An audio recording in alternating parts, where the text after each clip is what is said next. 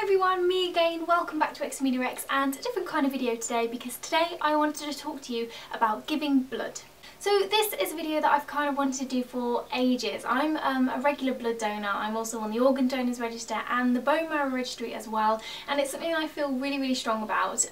So I kind of wanted to sit down and just have a little chatty video, like super relaxed. Don't worry, you won't be seeing any images of needles or blood or the actual giving blood process or anything. It's just going to be me sat here with my cup of tea, just having a bit of a chat with you. Just in the hope of maybe encouraging any more of you out there to give blood, just by explaining what happens when you go and give blood, because the first time I went to go and give blood I was petrified, like really scared. I'm not necessarily scared of needles. I've had a lot of blood tests in my time. I was on Roaccutane when I was a teenager, so I had to go for a regular blood test, and I've kind of just gotten used to needles and blood tests, so that doesn't bother me. But I'm a fainter. I'm a big fainter, so that's what I was worried about. I thought they're going to put me in the chair, they're going to take all my blood away and I'm going to pass out, it's going to be really embarrassing, and then I'll probably be sick and it's going to be awful. So I was petrified when I went, but I really wanted to give it a go. So I forced myself to go. I went along with my friend Beth, who was there for moral support, and I did it, and it was one of the best things I ever did because I didn't feel ill, I didn't feel even the slightest bit faint, which was really surprising to me. And once I got out of there, I just felt absolutely amazing. So but I didn't know anything about the giving blood process. I didn't actually know what happened when you walk through that door. I just knew that they were going to stick a needle in me and suck out a load of my blood, and that's all I knew. And it's really scary walking in somewhere where you don't know what's going to happen. So I just thought I'd sit here, try not to ramble too much, and just sort of talk you through the process and let you know what you're in for if you do want to sign up and give blood. I will leave all the links to the Giving Blood website down below if you're in the UK. I'm not really sure about any other countries, so maybe you'll have to Google that if you're not in the UK. But yeah, I'll leave all the links down below, and if you're curious then take a look down there, have a read up about it, and you know, maybe it might give you a push in the right direction. So I read a really incredible statistic a few months back, and that is that only 4% of people in the UK who are eligible to give blood actually do. 4%. That's crazy. And I didn't actually realise until I started to research it myself when I first gave blood how much blood is needed in this country. I think you kind of think about giving blood as just for people who are in these horrific car accidents that just kind of happen out the blue, and smashes and all these awful things that happen to people. But I didn't realise, I just didn't think about the fact that normal people need blood too, like every day. So pregnant women will need blood transfusions if there are any complications during pregnancy, which is such a normal thing to happen.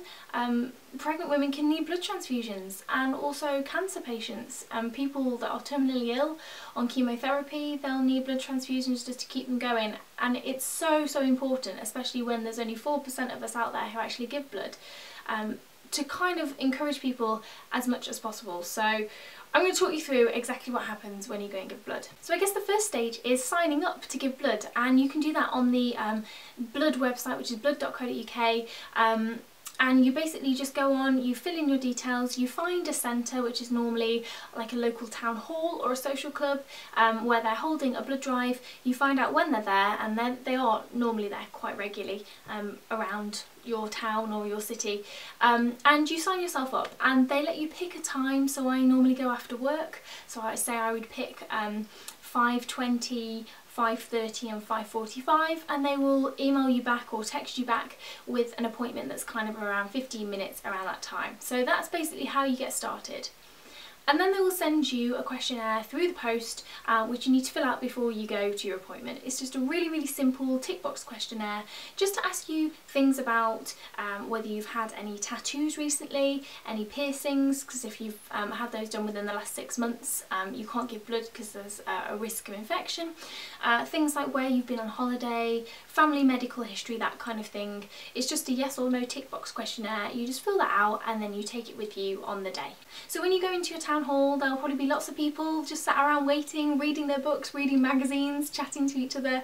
You go and you take in your questionnaire, you give that to them, they'll give you a leaflet to read through, just to make sure that you know what to do, you know what to expect, things to do while you're actually giving blood, the normal health and safety sort of card. I just normally make sure before I go and give blood that during the day I eat well. I don't do dieting when I'm giving blood. I don't binge on cakes either, because that obviously wouldn't be very good for your blood sugar. But I just kind of go in on a full belly, so I eat well, and make sure you drink loads and loads of water throughout the day, and just keep yourself hydrated. Don't just have a couple of cups of coffee and then go in like a shriveled up old prune. You need to keep yourself hydrated, and as long as you do that, you should be absolutely fine. So once you've given your questionnaire in and you've had a little flick through the health and safety cards, they'll probably bring you into a little booth which is just screened off from everybody else, and you'll sit down with a nurse and they will run through your medical questionnaire just to make sure you've got everything correct and there's nothing glaringly obvious, or say if you've ticked yes to something, they'll probably just probe a little bit more. For example, one of the questions is, have you been outside the UK within the last 6 months? Most of the time for me that's yes, because I've been on holiday. But I went to Greece and that wasn't a problem for them. It's kind of like if you go to places like Malaysia or anywhere where there might be any diseases that you could be bringing back that are really, really serious. So they'll just go into that in a little bit more detail with you and ask you to sign it at the bottom. And then they will take a little sample of your blood to make sure you're not anemic. Now the first couple of times I went to give blood, I was anemic, so unfortunately I couldn't give blood, but basically they stop you at this stage, so you don't have to go through the whole process and then find out at the end, oh sorry we can't use it. It literally just stops here. So they have a little pen, it looks like a bottle top almost, and they'll take your finger and they'll literally just press it onto your finger. It makes a clicking sound and it just pokes a little hole in your finger, and they'll squeeze it a little bit and take a tiny, just a drop of blood that comes out your finger. It's basically like if you get a paper cut, it's that kind of bleeding, and they'll just take a little bit out with a pipette and pop it in their solution to see if it sinks or floats, and then they'll let you know if you're able to give blood then and there. So as long as you're all okay from the little finger test, you'll go and sit back down in the waiting room and drink a pint of squash. They normally have some lovely flavours, so orange or lemon or just a pint of water, just to keep you nice and hydrated, and then you'll just wait to be called in to the main hall. So on to the main event then, actually donating your blood. So you'll be called into the main room and popped in the comfiest chairs in the history of the world. Even though they're made of plastic, they are so comfortable and they recline a little bit. They've got headrests, they've got footrests, the lot. You're the most comfortable you'll ever be, trust me, they're incredible. So the maximum you're going to be in these chairs is about 15 minutes. You have to give just under a pint of blood, and that has to be done within 15 minutes because there's chemicals in the bag that your blood goes in, and if they don't have enough blood in there by a certain amount of time, the balance of chemicals to blood ratio goes a bit off and they can't use it for transfusions. So I'm normally sat in the chair for about 5 minutes. I've got quite quick blood, but I have been in there for about 10 minutes before. It depends on how cold it is outside. It depends on a lot of factors, but you're not going to be in there for any longer than 15 minutes. So that's always a bonus. So I guess this is the scary part if you are worried about needles. They basically tell you to look away, and it is just like having a blood test. If you've ever had a blood test before, it's exactly the same. Hand on heart, it doesn't hurt. It's just like someone giving you a big scratch on your arm. And once it's in, you can't feel it. You can't feel the blood coming out, nothing like that. It literally, you just feel the scratch. They tape the needle to your arm so it doesn't move. And then they just leave you, that's it. It just works its magic. Your blood comes out, it goes down the tube into the bag, which you can't see. It's just underneath a little bit by your chair, so it's not like it's dangling in front of you and you can see it squishing around. No, you can't see it. It just kind of goes out your arm and goes away. And then the machine will bleep when it's got enough of your blood.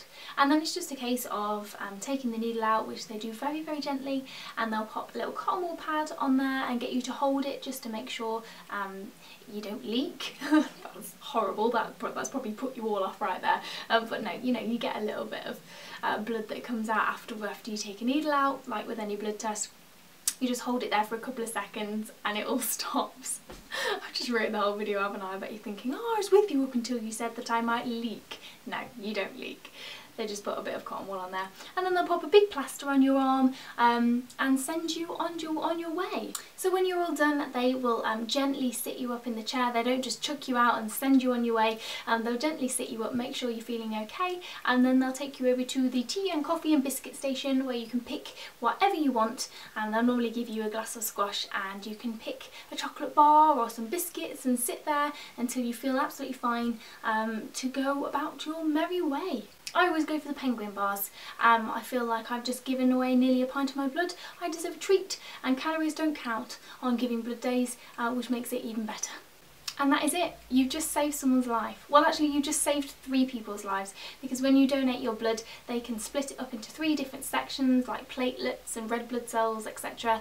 And they'll send it off to 3 different people if they need to. So you could save up to 3 people's lives just by giving up an hour of your time every 4 months for women and 3 months for men. It's a wonderful, wonderful thing to do, and honestly, it doesn't hurt. I didn't faint, and I'm like the faintiest person in the world. But I've got through it many times, and I will keep going as long as I am able to. So I hope this video has kind of helped to relax you a little bit if you were maybe on the fence and wondering whether you should give blood or not, or just generally curious, or if you'd never even thought about it before, even if it's planted a seed and you go away and have a look and think, yeah, I'd like to give this a go. I hope it's helped. Let me know in the comment section if you are a blood donor and what you think of it. You know, leave some encouraging words for everybody else who might want to weed and who is thinking of giving blood, and let me know if this has encouraged you to go out and give blood, and if you managed to do it for the first time, you can drop me a tweet at xameliax. I would love to hear your giving blood stories if you go out there and save some lives from watching this video. But as always, thank you very much for watching, guys. I've wanted to make this video for ages, so thank you for listening to me ramble if you're still with me. My tea's gone cold, so I'm a bit worried that I might have been rambling for a bit too long. But if you did enjoy this video, please do give it a giant thumbs up. Don't forget to subscribe, but also share it. You know, if you're a blood donor, or if you want to help encourage other people to give blood, share the link on your Facebook wall, on your Twitter, wherever, and hopefully we can spread the word about giving blood, and we can increase that 4% to 40% maybe. That would be incredible. But yeah, thank you so much for watching, and I'll see you again soon. Bye!